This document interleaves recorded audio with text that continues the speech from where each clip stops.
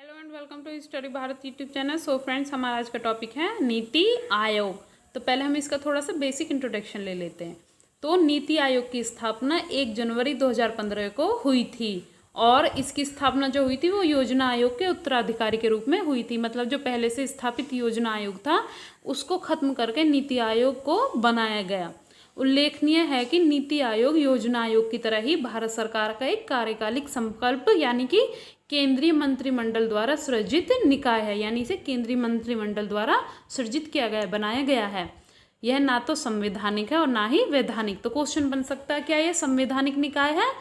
तो नहीं, ना तो ये संवैधानिक है और ना ही ये वैधानिक है। नीति आयोग भारत सरकार की नीति निर्माण का शीर्ष प्रभुत्व मंडल यानी थिंक टैंक है। क्या है? एक थिंक टैंक है जो कि केवल परामर्श देता है। ओके, जो निर्देशकीय और नीतिगत दोनों प्रकार के इनपुट प्रदान करता है। भारत सरकार के लिए रणनीति और दीर्घकालिक नीतियों का कार्यक्रम तैयार करते हुए नीति आयोग केंद्र व राज्यों को प्रासंगिक तरीके से सलाह भी देता है कि किस प्रकार से केंद्र सरकार और राज्य सरकार आपस में कौन कौन सी तकनीक अपनाकर कार्य करे, किस प्रकार की योजनाएं बनाए जिससे कि जनता को ज़्यादा से ज़्यादा लाभ मिल सके। अब देखते हैं कि यह एक परामर्शदायी निकाय है। क्या है नीति आयोग? एक परामर्शदायी निकाय है जो कि मतलब सलाह देती है राज्य सरकार को, केंद्र सरकार को, अन्य विभागों को। ये क्या सलाह देती है? यह एक भारत सरकार का प्रमुख नीतिगत थिंक टैंक है। ये काफ़ी ज़्यादा इंपॉर्टेंट फैक्ट है। ये क्या है? एक थिंक टैंक होता है जिसका उद्देश्य सतत विकास को प्राप्त करना। क्या है इसका उद्देश्य? सतत विकास को प्राप्त करना और राज्यों के सहभागिता से आर्थिक नीति में अभिवृद्धि करते हुए सहयोगात्मक संघवाद की स्थापना करना। क्या सबसे बड़ी चीज़ है? सहयोगात्मक संघवाद की स्थापना किसकी सहायता से? जो राज्य है उनकी सहभागिता से आर्थिक नीति में वृद्धि करते हुए। तो ये होगा। तो ये जो है 15 वर्ष के लिए एक रोड मैप होता है। क्या है? 15 वर्ष के लिए एक रोड मैप है जिसमें कि 7 वर्ष का एक दृष्टिकोण है, जिसमें राजनीतिक रणनीति और क्रियात्मक योजना, शिक्षा और जल प्रबंधन शामिल होते हैं। यानी जितने भी महत्वपूर्ण मुद्दे हैं नीति आयोग के अंतर्गत सभी कुछ जो इसमें शामिल होते हैं और सभी पर यह केंद्र सरकार को, राज्य सरकार को सलाह दे सकते हैं, उनको बता सकते हैं कि किस प्रकार से इनके विषय में कानून बनाने हैं और किस प्रकार से उनका क्रियान्वयन करना है ताकि जो जनता है उसको उनका लाभ मिल सके। जनवरी 2015 में इसको स्थापित किया गया। बताया ना मैंने आपको कि 1 जनवरी 2015 को इसको स्थापित किया गया, जिसने योजना आयोग का मतलब उसका स्थान लिया। पहले से स्थापित योजना आयोग था, उसके स्थान पर इसे बनाया गया। इसके लिए अगस्त 2014 में ही क्रियान्वयन एवं मंत्रालय द्वारा सुझाव मांगे गए। यानी कि पहले ही केंद्र सरकार ने अगस्त 2014 में इस तरह की मतलब नीतियाँ बनानी शुरू कर दी और विभिन्न मंत्रालयों से इसके लिए सुझाव मांगे कि हम कैसे योजना आयोग को और भी ज़्यादा बेहतर कर सकते हैं।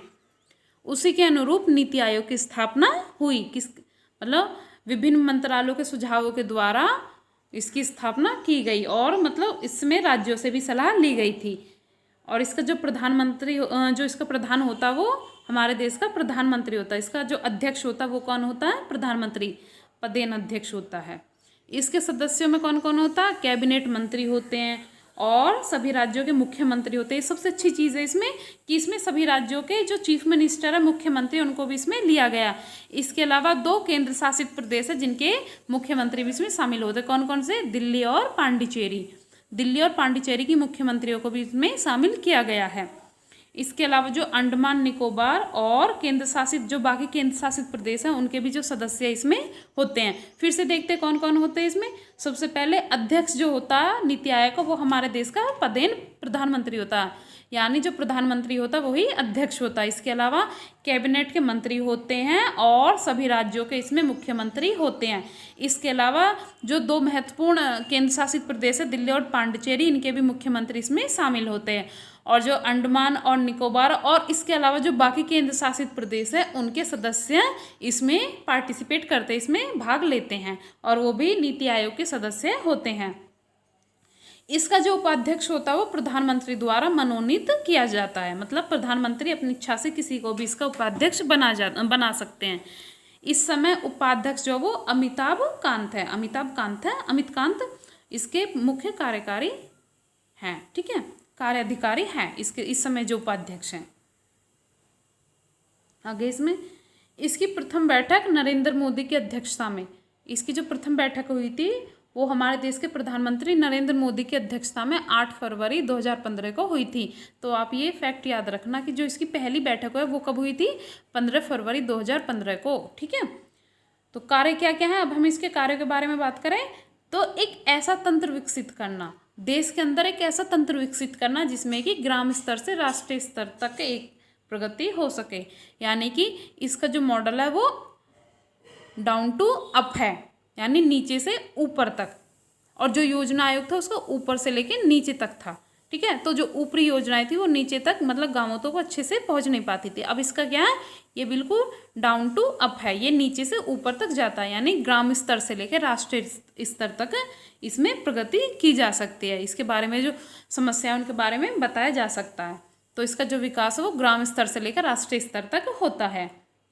इसके अलावा ज्ञान का आविष्कार करना, क्या है, ज्ञान का आविष्कार करना और जो उद्यमी व्यवस्था को प्रोत्साहित कर सके। सबसे बड़ी चीज़ इसमें विभिन्न प्रकार के इनोवेशन का जो आविष्कार करना, ज्ञान का आविष्कार करना जो कि उद्यमी व्यवस्था को प्रोत्साहित कर सके, ज़्यादा से ज़्यादा उद्यमी व्यवस्था को वो मतलब प्रोत्साहन दे सके। इसके अलावा तकनीकी अद्यतन करना, मतलब जो हमारा देश वो तकनीकी स्तर पर टेक्निक में क्या क्या कार्य कर रहा है, क्या क्या अच्छी चीज़ें कर रहा है, उसके बारे में बताते रहना, पता करना। इसके अलावा नई नई योजनाओं एवं पहलों के एक दक्षता का निर्माण करना, कौन कौन सी नई नई योजनाएं बना सकते हैं हम देश के विकास के लिए, और मतलब जिससे देश की जो समस्या है उनको खत्म किया जा सके, इस तरह की क्षमताओं का निर्माण करना और नई नई योजनाओं को और पहलों को एक साथ में विकसित करना और उनको लागू करना। इसके अलावा ये एक ऐसा रोड मैप तैयार करता है जो कि राष्ट्रीय विकास मुद्दों को तैयार कर सके और उनको प्रोत्साहित कर सके। मतलब ये इस तरह का रोड मैप बनाता है जिससे कि जो देश की समस्याएं हैं, राष्ट्रीय स्तर की जो समस्याएं हैं उनके बारे में पता कर सके और जो विभिन्न विकास मुद्दे हैं उनको भी इसमें तैयार किया जा सके, ताकि जो हमारा देश है वो ज़्यादा से ज़्यादा विकास कर सके और जो देश की योजनाएं हैं, सरकार के द्वारा बनाई गई योजनाएं हैं, उनसे ज़्यादा से ज़्यादा जो जनता है वो लाभान्वित हो। इसके अलावा देश के प्रत्येक क्षेत्र के लिए एक विकास दृष्टिकोण विकसित करना। देश में मतलब बहुत सारे हमारे यहाँ पे विभिन्न राज्य हैं, राज्यों में कई प्रकार के क्षेत्र हैं और उनकी क्या है अपनी अपनी अलग अलग समस्याएं होती हैं। तो विभिन्न क्षेत्रों की समस्याओं को पहचान कर उनका अलग तरीके से समाधान निकालना, उनका विकास दृष्टिकोण विकसित करना। तो ये क्या हो गया, मतलब ये काफ़ी अच्छी पहल की गई है नीति आयोग के द्वारा। इसमें एक फैक्ट छूट गया था जो कि काफ़ी एग्जाम्स में पूछा जाता है। इसमें कभी कभी क्या है नीति आयोग की यानी इसकी फुल फॉर्म पूछ ली जाती है, तो आपको पता होना चाहिए कि नीति आयोग की फुल फॉर्म क्या होती है। National institution for transforming India क्या है।